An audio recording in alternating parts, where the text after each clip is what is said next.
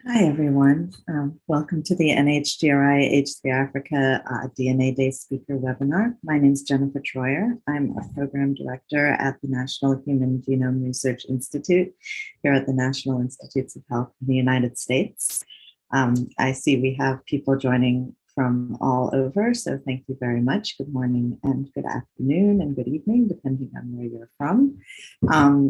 So we're very pleased to have you all here for this DNA Day event. Here in the US, DNA Day is officially April 25th, but at the Human Genome Research Institute, given our interests in genomes, we celebrate for several months and are really happy to think about and celebrate the ways in which genomics can mobilize, energize, and empower communities. We like to engage educators, students, to think about innovative and collaborative ways to really discover the way in which genomics helps us realize the promise of our shared humanity and also our connection to the natural world.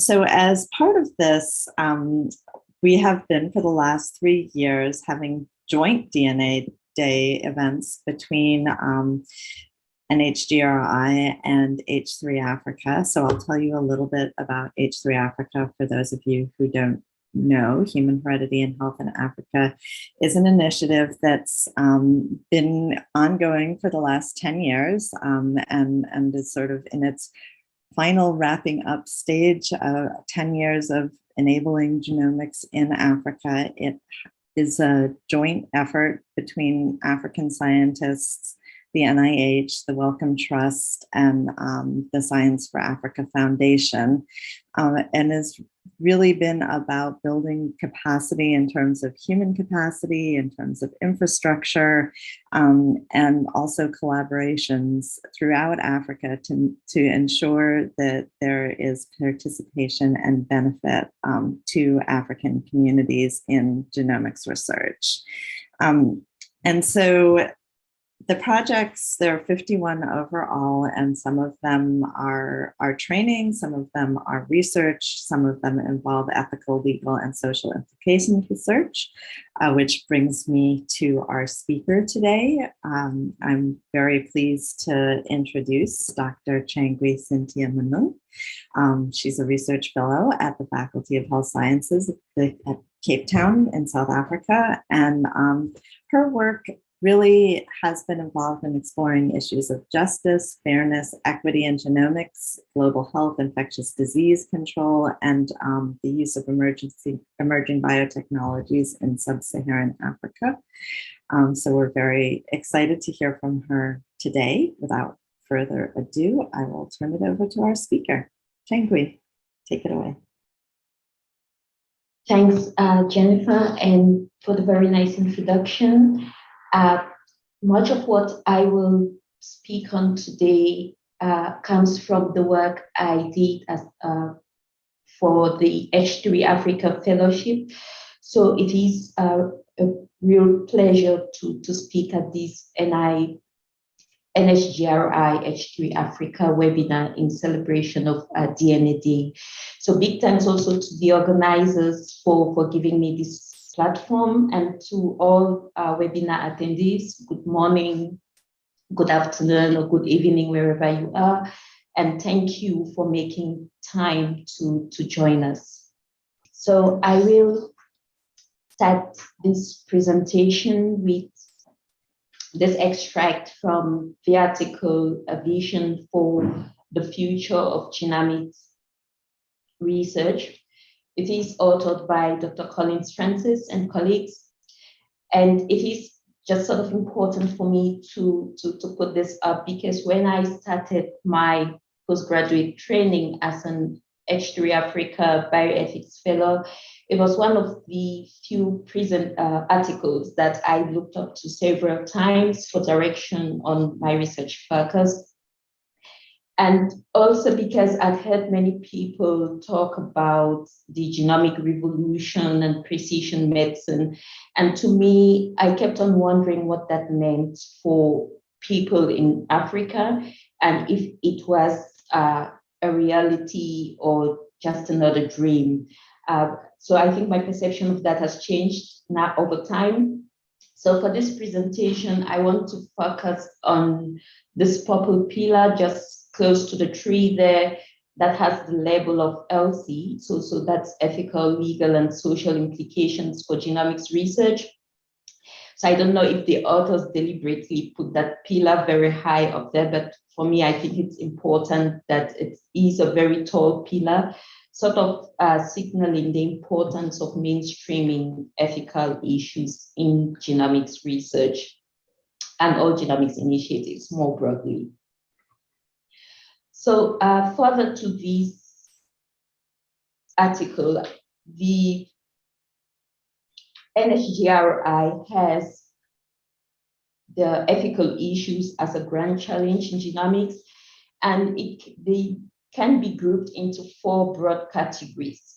So the first is on social and cultural values, which is about what are our values and belief systems regarding genes or genetics or genomics, what our understanding of use of data. The second category is around genomics at the institutional and systems levels, forcing us to look at issues around priorities, social justice, equitable collaborations. The third category is about research design and implementation. And there you want to sort of look at what are stakeholder responsibilities, how do we ensure access to data and genomics technology, and ensure that genetics research is community driven. Then the fourth pillar there on genomics healthcare, sort of thinking about ethics in the translation of genomics research, its application, and there you could look at issues around equity in access and what are the priorities for each population group. So if you look at all these different ethical issues, I think what is common for me across board is that there is the importance to center equity in how we do genetics or genomics research across these 4 levels. So, but in summary, what are some of the ethical issues that come up from those 4 categories that I just presented?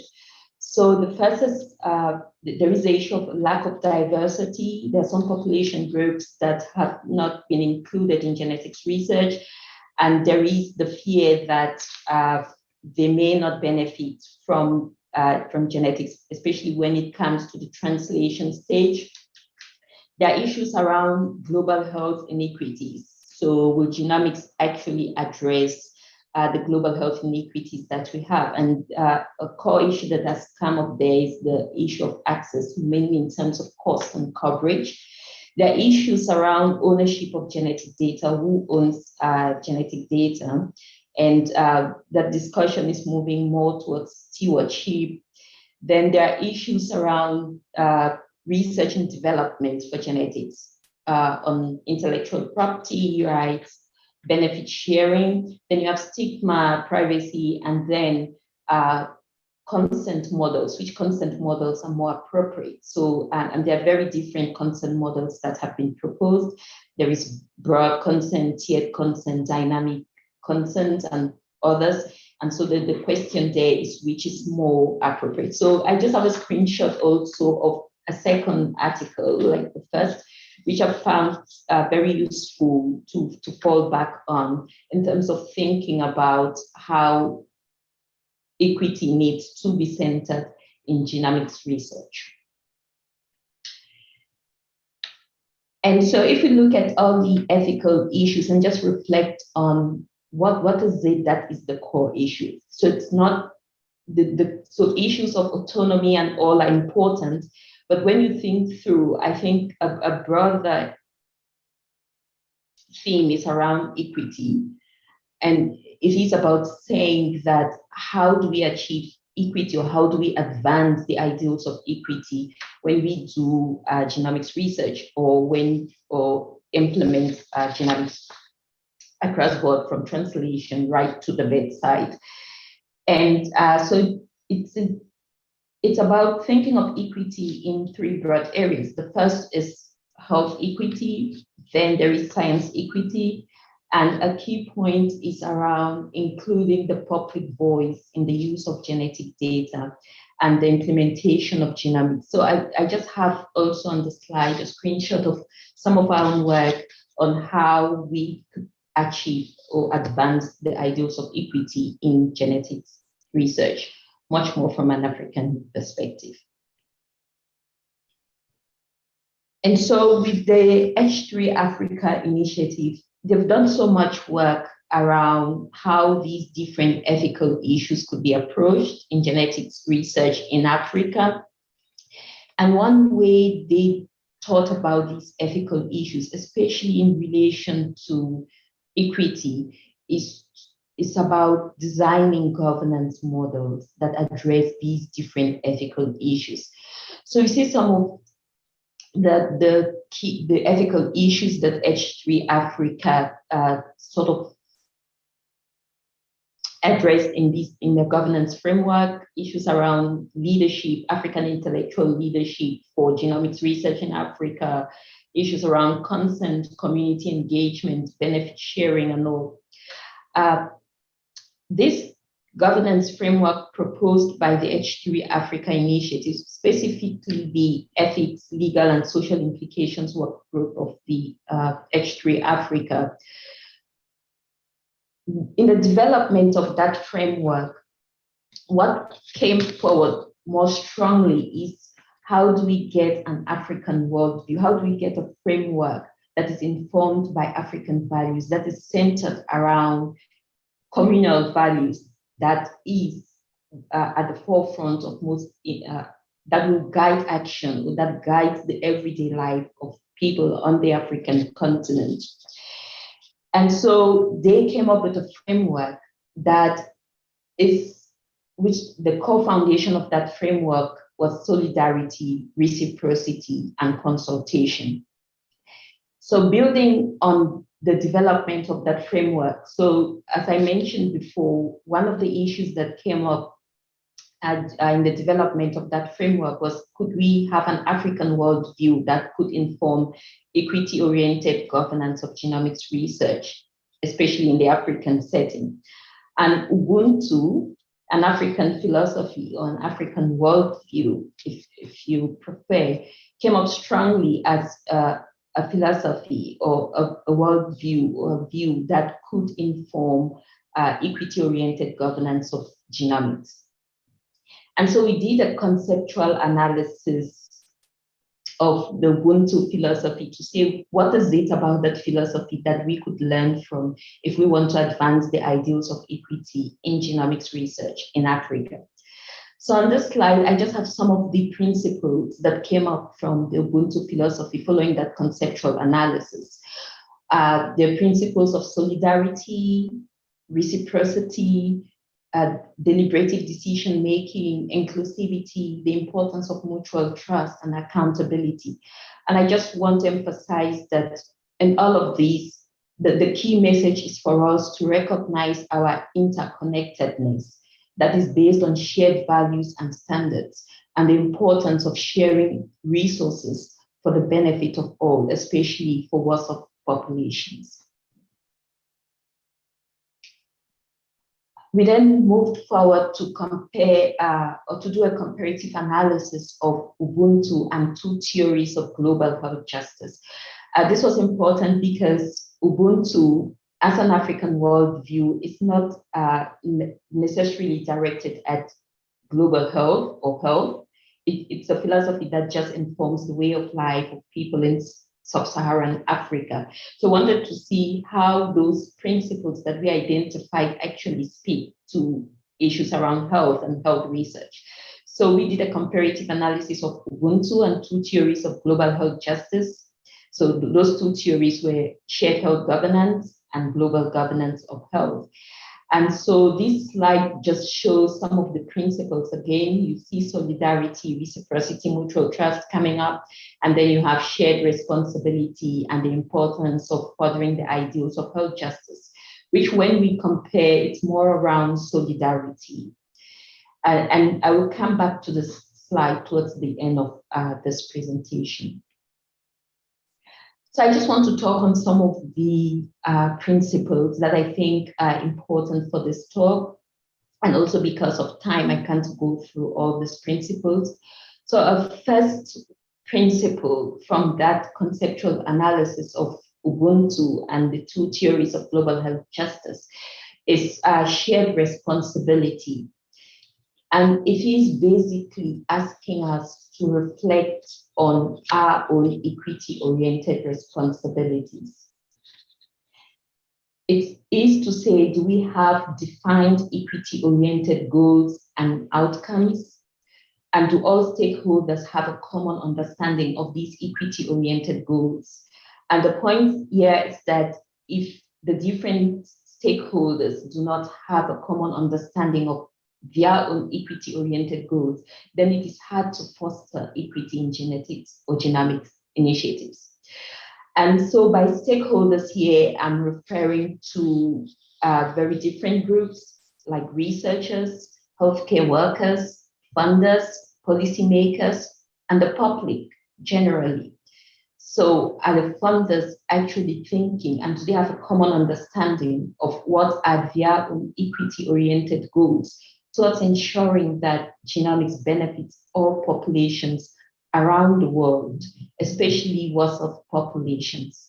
Do researchers have, what as a researcher, do we, when we design and implement our research projects, what are we thinking are our own equity-oriented responsibilities? And as the general public or as a patient, when I'm approached to be part of a research study, what comes to mind when I think about my own equity-oriented responsibility? What do I need to do to ensure that genomics is of benefit to all populations around the world, especially worse-off populations that may struggle to access the benefits of genetics?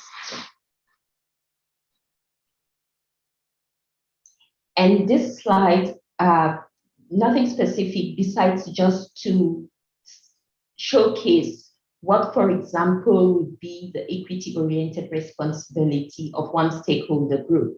And the stakeholder group I've chosen here on purpose is African researchers. So as an African researcher, for example, or as an African, or as a researcher that belongs or that does work with a minority group or population in anywhere in the world, when you design your own study, what are your equity-oriented responsibilities? And these are some of the things to think about. It's about saying, when you design your study, what are the priorities? Is that study actually answering a burning health problem in your study setting? It's about thinking of shared decision-making. How are you engaging with your study community? Are you doing that in a very meaningful way? Do you see them as partners? How are they contributing to the work you do? It's also about thinking of shared resources. So it's thinking about the data that you generate.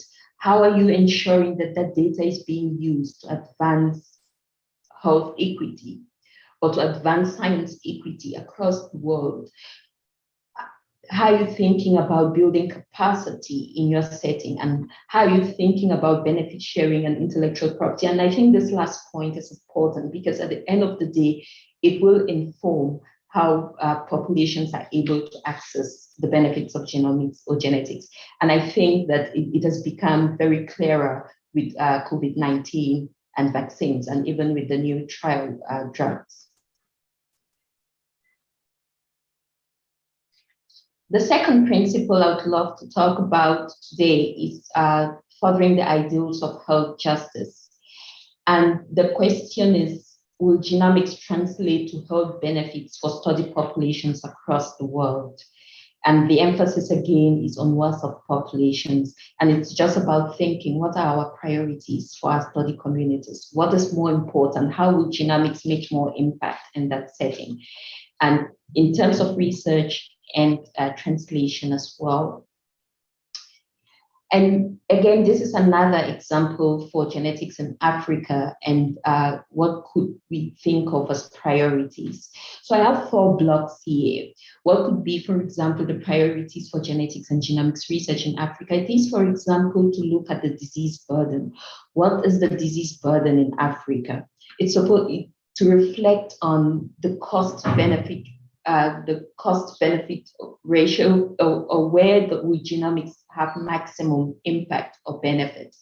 And I know that it's difficult to say where, but it is something that as researchers or as different stakeholders, we need to constantly reflect on. Then there are issues around human and infrastructural capacity for genetics. And this is both across continents, so that's globally, and even within our own countries. How are we ensuring that capacity building across board, that no one place is getting more than the others and others are left behind and unable to harness the benefits of genetics research?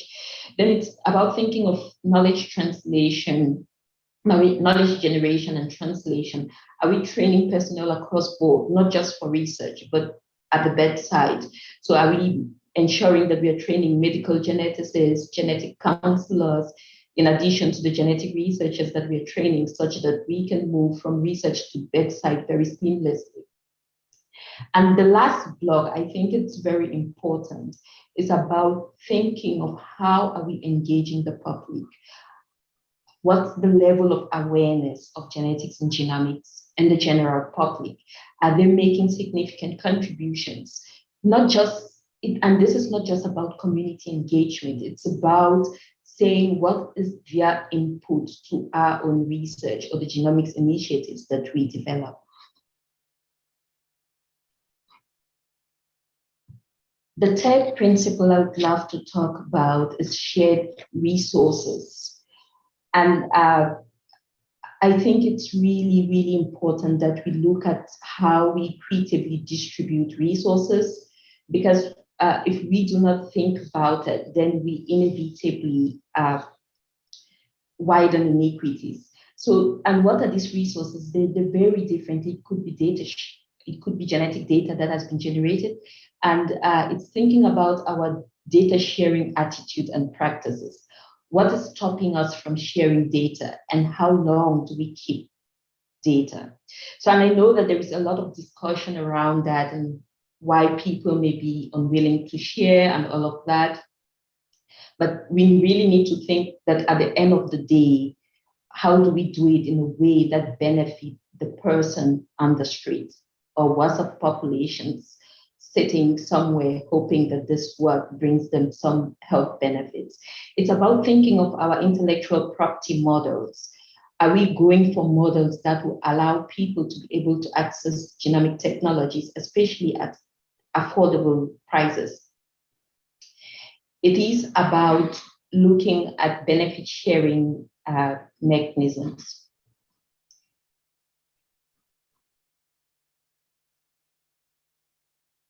And I think throughout, I've been talking about the importance of engaging participants in genetics and genomics research. And I think what we are learning so far is that the patient or the public broadly wants to be seen as an equitable partner. And what does that mean? So I think that what we are learning is that the patients and the public would love to contribute to priority setting. They want to have an input into how their data is being used. They want to hear about genetic results or the results of genetic research. And they also want to be able to access innovations that arise as a result of the use of their genetic data. So we should, going forward, be able to think of models of engaging the public as an equitable partner in genetics initiatives. Not sure I'm good I'm doing with time, but I just wanted to look at an example of how we could advance the ideals of global equity or of science and health equity in genetics. And I'm putting an example here for tuberculosis, which is a disease with a very high burden in sub-Saharan Africa, and even even in high-income countries. It's a disease that's very common in worst of populations. And how are advances in genomics really informing TB care, and have populations in Africa that experience a high burden of TB able to access genomic technologies for their TB care? And so we want to look at health system strengthening for TB genomics. Are we doing good at that? How are we sharing genetic data? What are the benefit sharing guidelines and intellectual property models that would support low-cost innovation for TB genomics? What are the policies for sharing pathogen genomics data? And how is that sort of informing or impact on advances in TB genomics for populations in sub-Saharan Africa or worse of populations more broadly? The second and last example is on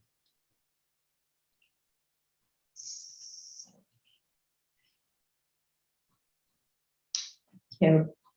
I think I messed up with my slides, sorry. I was talking about the sickle cell disease and global equity and what that will mean.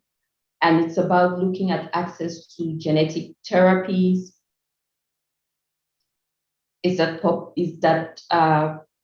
How are we faring in terms of access to novel therapies for sickle cell disease, novel genetic therapies for sickle cell disease, both in terms of research and when it gets to the clinical trial level, and also when it is available. Also, there is the issue of the workforce diversity in terms of care for patients with or persons with sickle cell disease, and how are we engaging the public more broadly. So I'm back to this slide.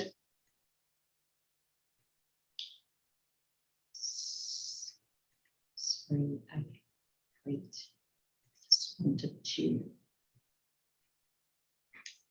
Right, so I hope this is working.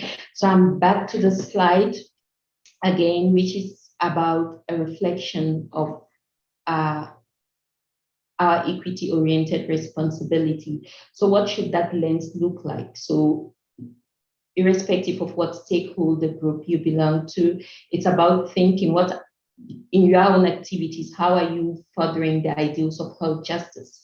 How are you ensuring that there's shared decision-making? How are you ensuring that there is accountability, there is transparency, and mutual trust? So much of what I've presented today is joint work, and I want to thank those who've mentored me all through. In the slide, I thank many thanks to the National Human Genome Research Institute and H3 Africa for inviting me to give this talk. And thank you for listening. Okay, thank you so much for a very interesting presentation, Dr. Nchangwi. I have so many questions myself, but I think I'm going to give people time to digest what you just presented, but also to tap the questions in the Q&A box, and then I'll throw them to you. I think it's a very timeless presentation. We do need these conversations, especially trying to transform and radically change the genomics research, not just in Africa, but globally as well. So we do need African representation. I think I'll start with a few things to sort of ask you, because I think it's all in my mind, but I hope I'm going to make a bit of sense. You kept on using a word equity. And in my mind, I'm thinking, okay, some people use it interchangeably with equality. And I just wanted to sort of touch on that. In terms of science and health research, genomics sort of research, what's the difference or similarities between the concept of equity and equality as well? Thank you. Great. So I think that if I use the example of resources, so if you think of equality, it's about sharing the same, giving equally. So in that sense, then someone who has access to more resources, if you share it equally, then you simply take them to a higher level, right? So you do not address the issue. But if you say, yes, this person has more resources than this person, so I give the person with lesser resources more, so that they gradually get to the level of the person who has more resources, then that is equity. So you're really just trying to say, I'm taking someone from the WhatsApp level to a certain level where they can be able to compete with those who already have more resources. Thank you so much for those answers. And there's like questions that are coming up. I'm going to read them to you now. There's one question from Ali, who's saying, thank you so much for your talk. You mentioned the importance of understanding multiple stakeholders' equity-oriented goals. How can stakeholders work to better understand one another and hold one another accountable? Thanks, Ali. That's a difficult question, but I think it will be, if they need to work together, there are two things. The first is about building trust, and which is something I've always found difficult to talk about. Like, what does it really mean to build trust or foster trust? But we know that it is important. But I think what is key is for working together towards your own equity-oriented goal is shared decision-making. And by shared decision-making, I think two things. It's not just saying we brought you to the table. It's about inclusivity. It's about qualitative equality. So it is about saying, whose voice is there? Whose voice are you bringing to the table? Are we bringing the same voices? Are we bringing voices from populations that have not been represented in these discussions? And if we are doing it, are their voices actually informing policy, or are we just ticking another box? So I think they can only work, the best way to work together towards achieving their equity-oriented goals is actually adopting a shared decision model. But that shared decision model must be informed by inclusivity. It must be informed by willing suspension of disagreement. It must be informed by qualitative equality. So making sure that different voices come on board, not the same voices all the time. Okay, thank you so much for that answer, Dr. Nchangwi. There's a question from the audience. This one is anonymous, and they're asking, are DNA companies who provide lineage genetic testing a part of this conversation?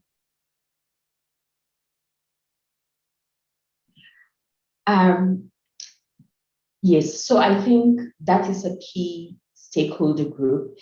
And in the African context, I would speak in the African context, I think commercial companies, we've shied away quite much or have not really engaged commercial entities in discussions around genetics and genomics, mainly in relation to what are their own equity-oriented responsibilities. But they are very key stakeholder group, especially if you think of it as they are key to translation of research from the bench to the bedside.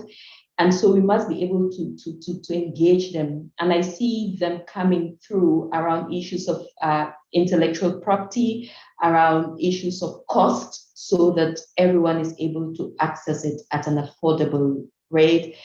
And what other area would it be? So there are key stakeholder group that should be engaged, but have really not been involved in these discussions on equity and genetics research, especially in the African continent. Okay, thank you so much for that. I think there's a question now from Roseanne, which speaks about Ubuntu, which is something that I also wanted to ask on as well. Roseanne says, thank you for your talk. From your perspective, are there any countries with genomic governance frameworks that successfully incorporate aspects of Ubuntu principles currently that can serve as models going forward? Great. I think that many African countries, their policies tend to sort of be centered around principles of Ubuntu, like solidarity. But for genetics, the South Africa Human Genetics Initiative, I'm not sure precisely, but actually published an article on the governance of genetics research in Southern Africa more broadly, and how they would love to see genetics research going forward. And Ubuntu was one of the things that they mentioned strongly in that article, including, so they talked about principles like solidarity and how our interrelatedness is important in seeing how we move through genetics. But in terms of national policies, no. But there is also the issue that many African countries do not have specific policies on genomics or even health research broadly. So there is that gap. So Mohammed Jibril in the Q&A is asking, and I quote, access for genomic technology for affordable prices, that's in inverted commas. So having this as a goal, what would be the best measures to achieve this goal? Okay, thanks, Pablo and Jibril. So I think it will be about thinking of what intellectual property models will be better. So what patents are we going for and all of that? It should be models that really allow for the development of low-cost innovation.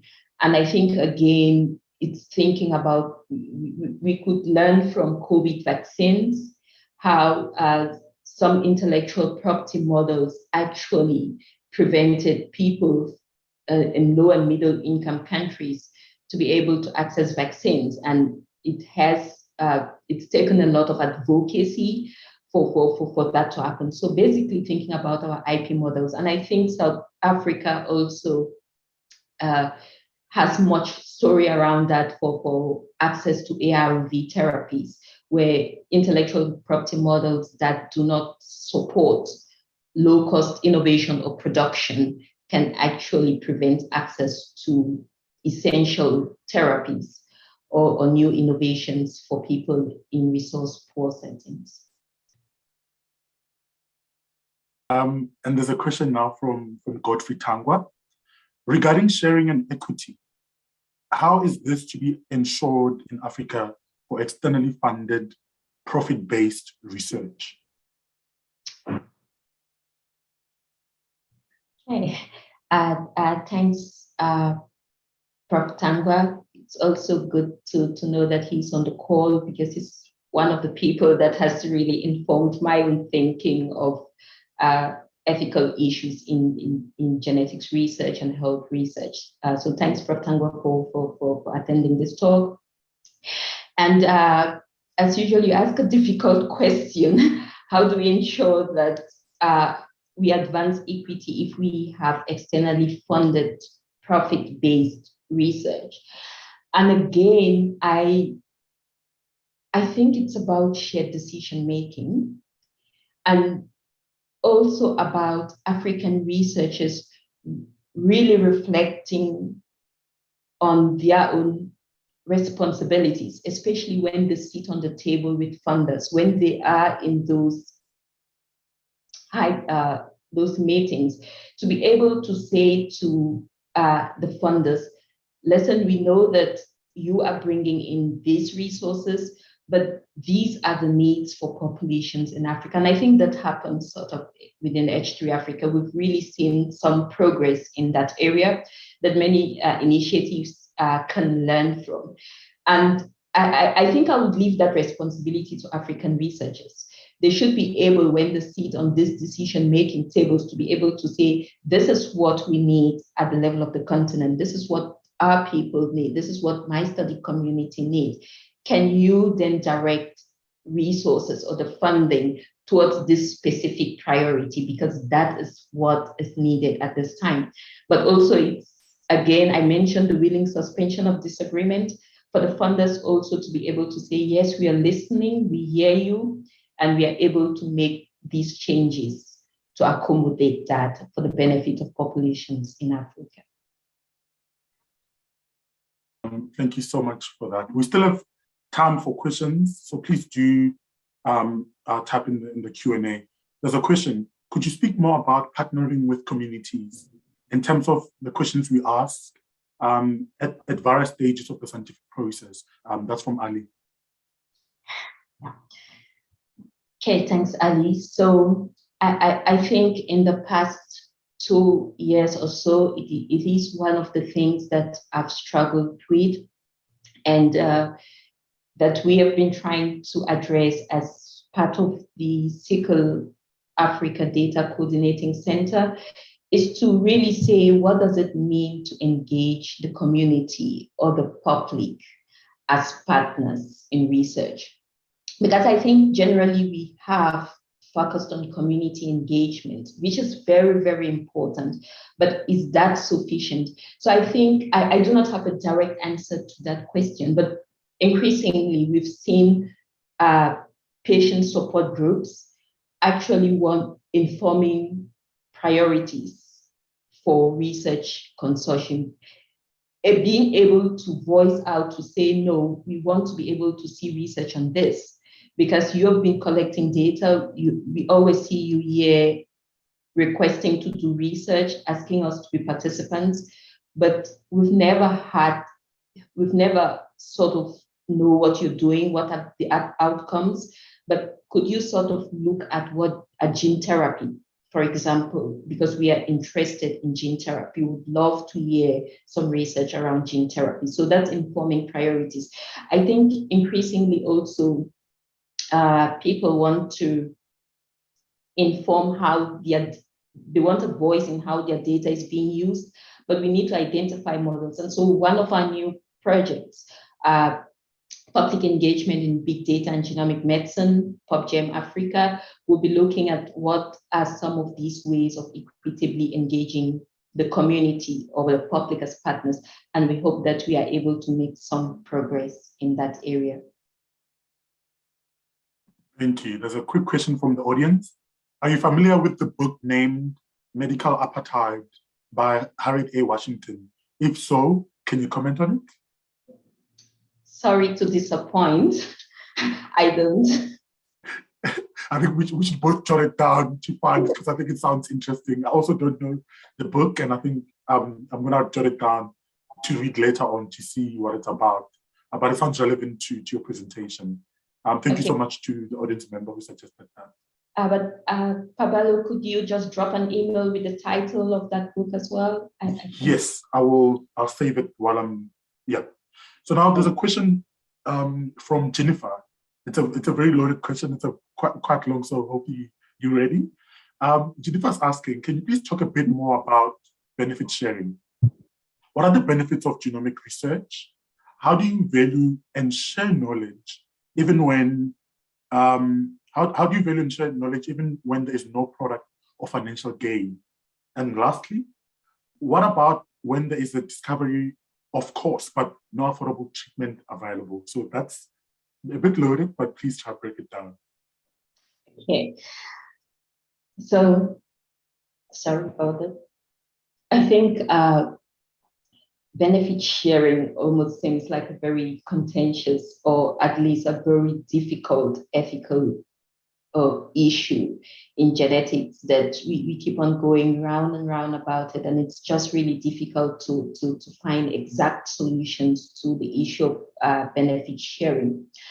But I think from some of the qualitative research work we did as under H3 Africa, so we actually did some work on benefit sharing for genetics and genomics research in Africa, where we're asking genetic researchers, what do you think of benefit sharing?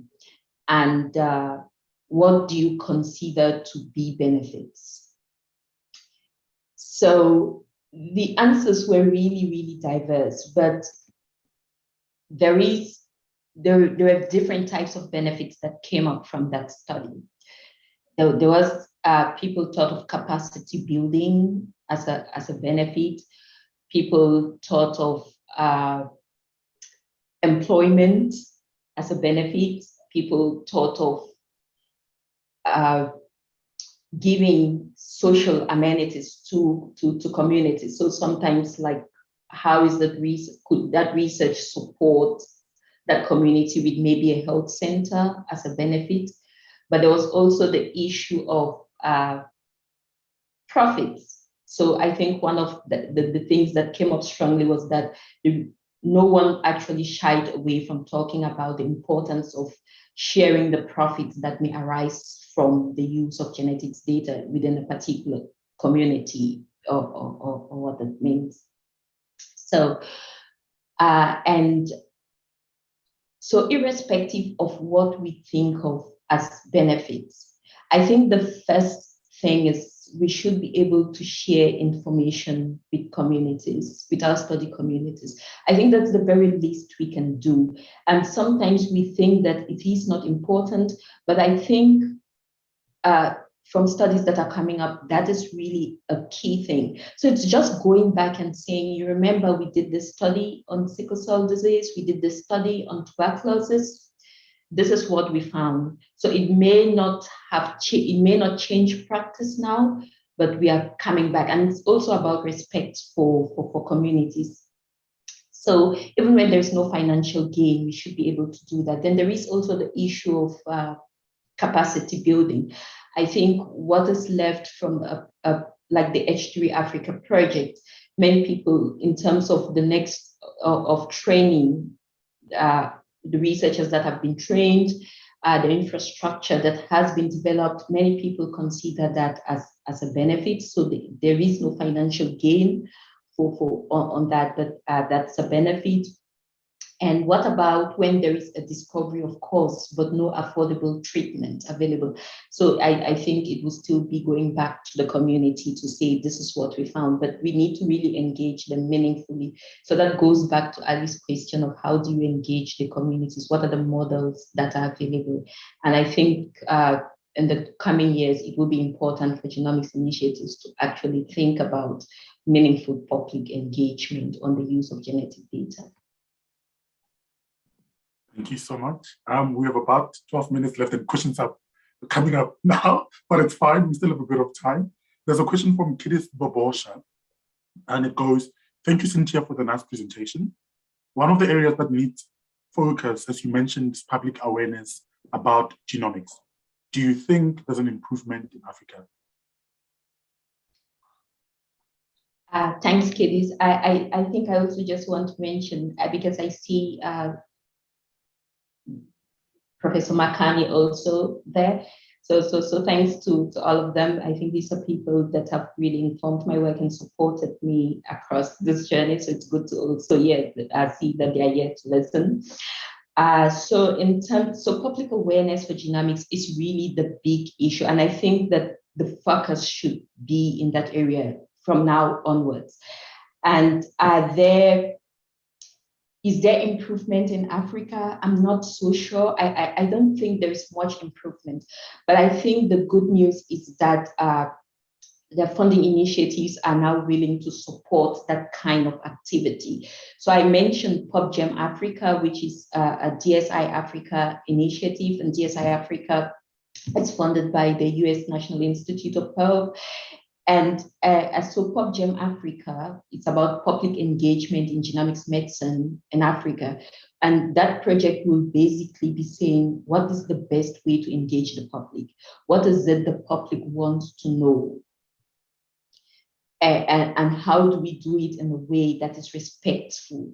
And then there is also some improvement, I think, within the Sickle in Africa initiative. I think I've learned much from them also about their public awareness, but they are focused more on patient support groups. So it's organized communities where they're saying that we see you as partners, right? We want to raise awareness about the things we do for sickle cell disease, advances, both in terms of genetics and sickle cell disease care, but that's an organized community. But again, there is still the question of how do we equitably engage engage them as partners? Are we sure that that public awareness is going through?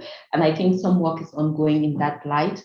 Then there is the general public, which is really big. And then you're saying, how do we do that kind of awareness in a way that is meaningful and impactful? But I think in the next 5 years, we are going to make progress. That is the good news. And hopefully things will change and we'll see much more of a public voice in genetics or genomics initiatives. There's another question from Professor Julie Makani. Shout out to her as well. Greetings, excellent talk, Dr. Nchangwi. Please may you comment on investment by countries as well as global agencies, World Bank, ACE, West Africa, Ghana, Nigeria, and investment by countries, for example, in bone marrow transplant in Nigeria, Tanzania, and South Africa, critical for gene and cell therapy. So could you comment on sort of that, those investments? Thanks. I almost want to send that question back to Prof. Makani, because I think she's the best person to answer that question. It's not an area I'm familiar with, but I think that I've seen some bone marrow transplant initiatives in Tanzania and South Africa. There is very little investment. I think we need to be honest on gene therapy in Africa. And I think that going forward, there needs to be some investment. And by investment here, I'm not talking only about financial investment. I think we need to see more research on gene therapy in Africa. About how the World Bank and other funders are investing, I really do not know. But Prof. Makani is in a better position to talk more on that. Okay, thank you. I don't know if Dr. Makani would want to answer now, or she can tap in the Q&A and then I can paste it for everybody. But just quickly, there's a question also. Do you have any advice for the next generation genomics workforce as they pursue this field of research? Thanks. I think my first advice would be to democratize science. So democratize genomics. And that really means that, so it's not just about opening it up to different stakeholder groups. It's about letting everyone have a voice in an equitable manner. So there is about having a voice, and it's about having a voice in priority setting.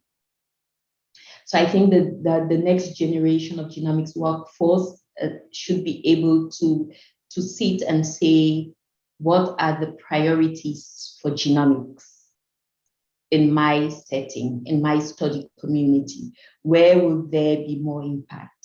The second thing for the genomics workforce is to be able to say, how do we start moving towards, especially in the African context, moving towards the application or translation of genomics research.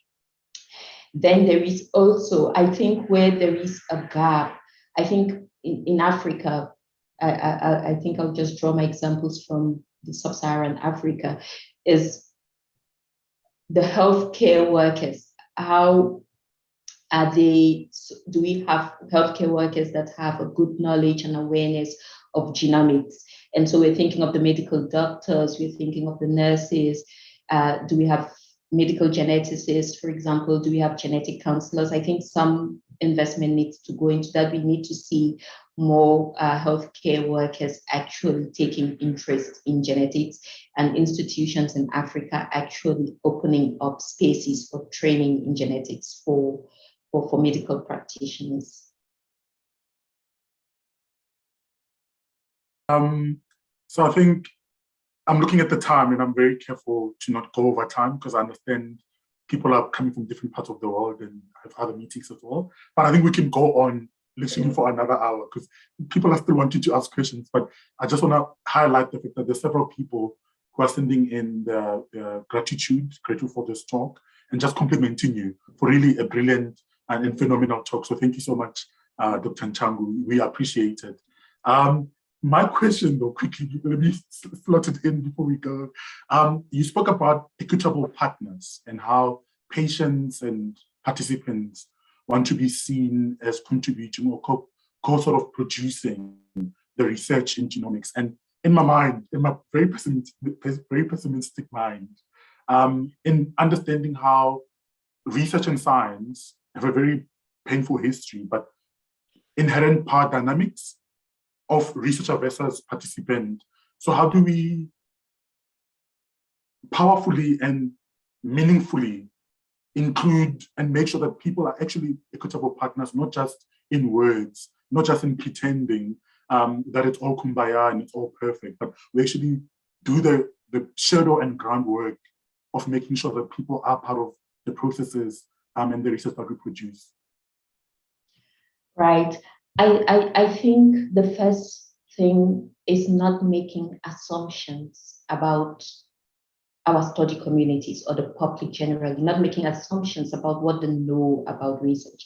And so the first thing is actually reaching out to the public or to patient support groups, like those who have been taking part in research, and just asking them the simple question: we want you to be a partner. How do you want us to engage you? What is it you want to contribute to this process? And we haven't asked that question yet. And so we can't assume that this would be the best way until we hear from them. And again, that's about democratizing science, right? It's about saying, you tell me, how would you want to be a partner? And then me listening to say, okay, I hear you. This is how we go ahead forward. So it's about co-creating what model would work, not about one stakeholder group sitting there and saying, this is how public engagement works.